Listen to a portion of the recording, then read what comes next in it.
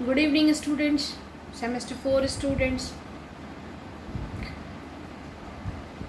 मैं इस वीडियो में आप लोगों को ये बताने की कोशिश कर रही हूँ कि कॉग्निटिव बिहेवियर थेरेपी या थेरेपिस्ट्स ने आइडेंटिफाई किया है कि कुछ ऐसे डिस्टॉर्टेड थॉट्स हैं जिनको वर्ड्स दिए हैं। इसको हम या तो थिंकिंग एरर कहें या डिसऑर्गेनाइज्ड परसेप्चुअल परसेप्शन कहें या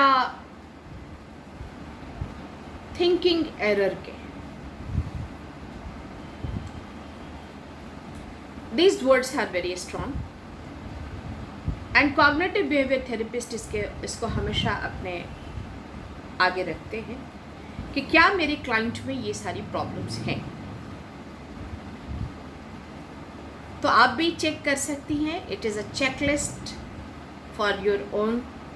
आप चेक कीजिए कि क्या आप इनमें से किसी चीज़ में हैं।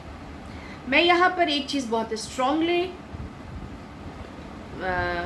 दोहराना चाहती हूँ कि या फिर से आपको बताना चाहती हूँ कि there is a very thin line in between normal and abnormal behaviour.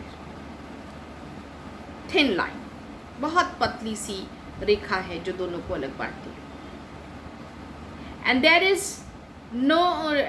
There is difference of quantity, मात्रा का फर्क है व्यवहारों में, गुण का नहीं, क्वालिटेटिव नहीं। तो अगर ये सारी चीज़ें आपके अंदर हैं लेकिन एक थ्रेशोल्ड से ऊपर उठ रही हैं तो एबनॉर्मलिटी है। ये कॉग्निटिव डिस्टॉर्शन कहेंगे इसको, और कॉग्निटिव संज्ञानात्मक तोड़फोड़ इसको कहेंगे, डिस्टॉर्शन कहेंगे, या थिंकिंग विकृत सोच जिसको थिंकिंग एरर, त्रुटियां आपके थिंकिंग पैटर्न में है, इसको कहेंगे। Otherwise you are normal, but you must जज। अगर आपके अंदर ये चीज़ें हैं तो आप इसको एलिमिनेट कीजिए। वैसे ऑफलाइन क्लासेस में या ऑनलाइन क्लासेस में मैं बच्चों का चेहरा देख के उन लोगों को बताती हूँ कि there is some problem with you. Okay, now I am going to take some words. इसमें मैं नाम लेती हूँ कि कॉग्निटिव बिहेवियर थेरेपिस्ट में जो डेविड बर्न्स हैं, एमडी हैं, वो अ Pioneer of CBT cognitive behaviour therapy उनको माना जाता है। आइडेंटिफाइज, उन्होंने ही ये 10 पॉइंट्स आइडेंटिफाई किए। कुछ और भी साइकोलॉजिस्ट हैं जिन्होंने, क्लिनिकल साइकोलॉजिस्ट हैं जिन्होंने 12 पॉइंट्स की बात की है, लेकिन वो सबके सब या तो रिपीट कर रहे हैं अपने मानी में या उनके इसमें जो है वो ओवरलैपिंग है उनके पॉइंट्स में। तो मैंने डिसाइड किया कि मेंटल हेल्थ लाइन से हम आपको ये बताएं कि David Burns, BURNS, MD in Pioneer in cognitive behaviour therapy, 10 forms of twisted thinking भी कह सकते हैं या थिंकिंग एरर भी कह सकते हैं, या इसको हम डिस्टॉर्टेड कॉग्निटिव डिस्टॉर्शन भी कह सकते हैं। 1999 में उन्होंने एक बेस्ट सेलिंग बुक उनकी रही जिसमें the feeling good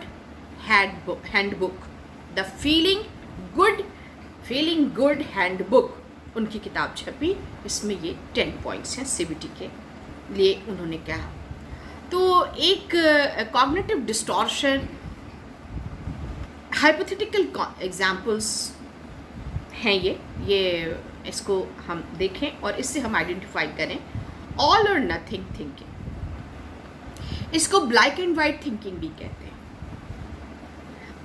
black and white thinking, होगा तो होगा, नहीं होगा तो बिल्कुल नहीं होगा, बीच की कोई चीज़ नहीं।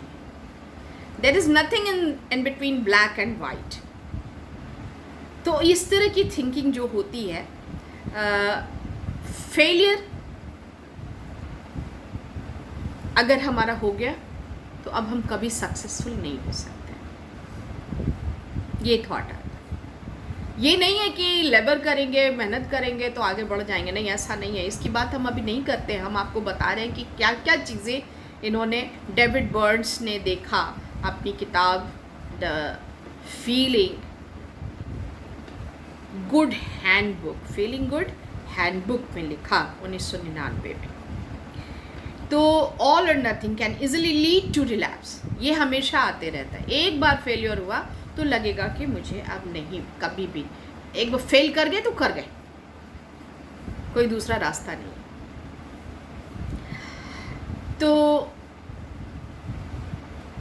दूसरा जो है, अगर हम पहाड़ पे चढ़ेंगे, एक बार गिर गए तो पता चला कि वो हम हमेशा ही गिर जाएंगे। ये एग्जाम्पल है, कभी भी हम इस पे नहीं चढ़ सकते। अरे change your shoe, change your pattern of climbing, कर सकते हैं, हम कर सकते हैं। तो ये चीज़ हो सकती है। दूसरा है ओवर जनरलाइजेशन। एक चीज़, ये लगभग उसी तरह की चीज़ है लेकिन उसको अलग ढंग से, ओवर जनरलाइजेशन। अगर हम 2-3 इवेंट्स ऐसे हो गए जिसमें हमारा फेलियर जो है वो, या हम सक्सेसफुल नहीं हो सके, तो ये जनरलाइज कर लेते हैं कि ऑलवेज एंड नेवर कर लेते हैं, अडॉप्ट कर लेते हैं। ये हमेशा मेरे साथ ही क्यों होता है और हम कभी भी सक्सेसफुल नहीं होते। ये है ओवर जनरलाइजेशन किसी भी चीज़ का।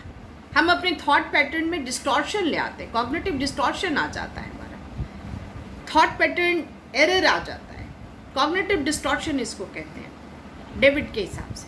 और उन्होंने कहा कि हमको ये कर लेते हैं कि ऑलवेज एंड नेवर और नेवर, हमेशा मेरे ही साथ ऐसा क्यों होता है, लोग मेरे ही साथ क्यों करते हैं, या मैं ही क्यों हार जाती हूँ, मुझे ही अपॉर्चुनिटी क्यों नहीं मिलती। इट मीन्स मुझे कभी अपॉर्चुनिटी नहीं मिलेगी, I am not capable. This is not good. ये ओवर जनरलाइजेशन है। 1-2 unsuccessful events can determine your successful life, your future. No, they will not. Mental filtration. Mental filter is an opposite over generalization. इसमें क्या है कि ये बिल्कुल उल्टा है ओवर जनरल, लेकिन with the same negative outcome, उसी तरह का आउटकम इसका भी होता है। ये उस तरह से हम लोग करते हैं, मेंटल फिल्टर कर लेते हैं। And an example to how mental filters can lead to addiction और रिलैप्स।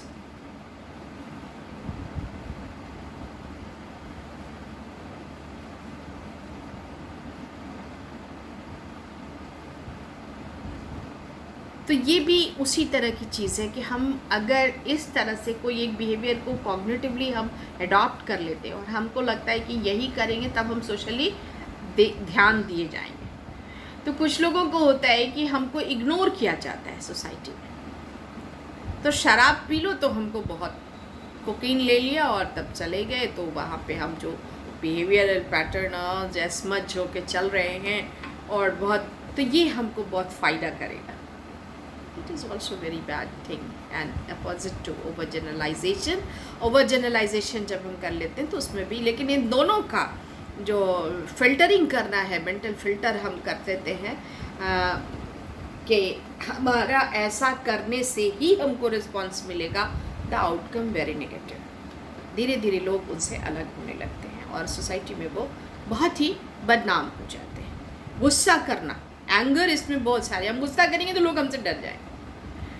तो ये एक तरह का डिस्टॉर्टेड कॉग्निटिव डिस्टॉर्शन है, कॉग्निटिव डिस्टॉर्शन है कि हम गुस्सा दिखाएंगे बहुत ज़्यादा। Anger is not a good thing, never. It destroys everything, builds nothing. तो गुस्सा करने वाले लोगों को लगता है कि मैं गुस्सा करूँगी तो बहुत ज़्यादा फ़ायदा होएगा मेरे को। नहीं, ऐसा नहीं है। गुस्सा से हमेशा नुकसान ही होता है। डिस्काउंटिंग द पॉजिटिव, ये एक बहुत बड़ी चीज़ है। और कॉग्निटिव डिस्टॉर्शन में इग्नोर करना, इनवैलिडेटिंग गुड थिंग्स और and that happens to you, इनको इनवैलिडेट कर देना। आपके साथ जो भी गुड थिंग हुई है उसमें उसको रिजेक्ट करना, कभी हम रियलाइज़ ही नहीं करते। हम क्या करते हैं कि पॉजिटिव थिंग्स को हम लोग अपने लाइफ में नहीं देखते हैं। मेरे साथ भी ऐसा होता है,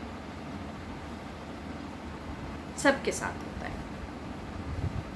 यही अगर क्वांटिटी बहुत बढ़ जाएगी तो मेंटल प्रेशर बढ़ जाएगा और फिर कॉग्निटिव बिहेवियर थेरेपिस्ट की ज़रूरत पड़ेगी। तो दूसरा है jumping in conclusion, mind reading, Fortune telling, अपने ही माइंड को रीड करते हैं। दूसरे इसमें इन दोनों पॉइंट को, mind reading, jumping to conclusion, मेरे मस्तिष्क में when someone going to react in a particular way or you believe someone is thinking things that they aren't, तो माइंड में ही हम सोच लेते हैं, एक गोल एक बना लेते हैं कि I am not successful, I can't do these things. ये जो डिस्टॉर्शन है, कॉग्निटिव डिस्टॉर्शन है, गलत ढंग से चीज़ों को समझ लेना, माइंड रीडिंग करना। हम अपने पहले ही से कर लिया, कंक्लूजन लेके आए, कुछ नहीं हो सकता है। तो ये भी बहुत लोग करते हैं, जिसकी वजह से कॉग्निटिव बिहेवियर थेरेपिस्ट और ख़ास करके डेविड बर्न्स ने अपने बुक में रखा है कि फीलिंग्स जो हैं लोगों की, उनको कैसे ले जाती है कॉग्निटिव बिहेवियरल प्रॉब्लम में, डिस्टॉर्शन में। फॉर्चून अपनी किस्मत के बारे में खुद ही डिसाइड कर। मैं तो कभी मेरी किस्मत ही ऐसी है, ऑलवेज हमको बहुत लंबी जर्नी लेनी पड़ती है सक्सेसफुल होने के लिए, या हमको ऐसा, मेरे ही साथ ऐसा क्यों होता है, मेरे साथ ऐसा ही होगा, I am not lucky. Luck से नहीं होता है, लक से एक पर्टिकुलर परसेंटेज होता है, बाकी आपका आपके लेबर से होता है। आपको बहुत सारे रास्ते बताए गए हैं कि do cross these passages and achieve the goal, तो उस पे चले बगैर आप सिर्फ किस्मत के भरोसे बैठे रहिएगा कि तो नहीं होगा। लेकिन ऐसे लोग जो होते हैं, तो इसको आप बदलना पड़ेगा आपको, और यही कॉग्निटिव बिहेवियर थेरेपिस्ट का टास्क हो जाता है कि उनके अंदर ये इनकलकेट करें कि don't take conclusion, don't be judgemental. आप जजमेंट मत दीजिए अपने बारे में। ये क्या है ना, ये कॉग्निटिव डिस्टॉर्शन जो है, ये सेल्फ बीटिंग होता है, खुद को ही तोड़ देता है, आदमी खुद अपने आप को तोड़ लेता है। मैग्निफिकेशन, और इसका दूसरा जो है मैग्निफिकेशन एंड मिनिमाइजेशन, दोनों चीज़ इसमें आती है कॉग्निटिव डिस्टॉर्शन में। मैग्निफिकेशन में हर चीज़ को बढ़ा चढ़ा के, एग्जेजरेट करके उसको बोलते हैं, exaggerating the importance or shortcomings and problems and minimizing the importance of desirable qualities। न ऐसा रहने से क्या होगा, मेरी इस क्वालिटी से कोई फ़ायदा नहीं है, न। तो कॉग्निटिव बिहेवियर थेरेपिस्ट आपको सिखाते हैं कि आप कैसे मैक्सिमाइज करना बंद कीजिए चीज़ों को। इतनी ज़रूरत थी, इतनी ज़्यादा भीड़ थी, पर्सनालिटी में भी होता है, एंड आई एक्सेप्टेड कि बहुत सारे लोग, मेरे अंदर भी मैक्सिमाइजेशन ऑफ प्रॉब्लम हम कर लेते हैं, इससे ये हो जाएगा, उससे वो हो जाएगा, उससे वो हो जाएगा। आप चेक कीजिए, आपके अंदर है। हो सकता है कि आप अपनी क्वालिटीज़ को मिनिमाइज कर लेते हैं, ये भी self critic you can do, but उसके लिए क्या है, कॉग्निटिव बिहेवियर थेरेपिस्ट आपको क्या देते हैं, एक्सपोजर थेरेपी देते हैं, एक्सपोज करते हैं। पब्लिक स्पीकिंग बहुत टफ होती है, तो आपको एक्सपोजर दिया जाता है और उस फोबिया से आपको बाहर निकाला जाता है। इमोशनल रीजनिंग, ये किसी भी इमोशनल, इसमें इमोशन हो जाना, आंसू आ जाना, रो देना, इन सारी चीज़ों की वजह से आप इसको वीकनेस समझते हैं। No, it's a type of personality you have. 4 types of personality पर हम आपसे बात करेंगे कभी। Popular, perfect, peaceful and powerful. तो जो लोग पीसफुल होते हैं ना, उन बहुत सॉफ्ट हार्टेड होते हैं, उनको फिल्म भी देखेंगे जैसे तो बहुत रोना आ जाता है। तो what type of personality you have. अगर ये पर्सनैलिटी फैक्टर्स की वजह से है तो कोई फ़र्क नहीं पड़ेगा, बहुत दिक्कत नहीं है आपको। लेकिन अगर आपने सेल्फ बीटिंग में आपने इसको ले लिया है कि मैं रोने लगता हूँ इसलिए मैं दूसरों से बात नहीं करूँगा, पब्लिक स्पीकिंग नहीं करूँगा, और अगर किसी ने हुट कर दिया तो मैं उसको बर्दाश्त नहीं करूँ। No, whenever you speak in the public, आपको सोचना चाहिए कि बस मैं हूँ और मैं ही। आप अपनी बात कह रहे हैं and it's not your duty कि आप सबको सेटिस्फाई कर लें। You are not born for that, आप उसके लिए पैदा ही नहीं हुए। तो ये चीज़ हुई। एंड इसमें कुछ चीज़ें जो हैं अभी छूट रही हैं जो मैं नेक्स्ट वीडियो में आपको दूंगी, ये बहुत लंबा होता जा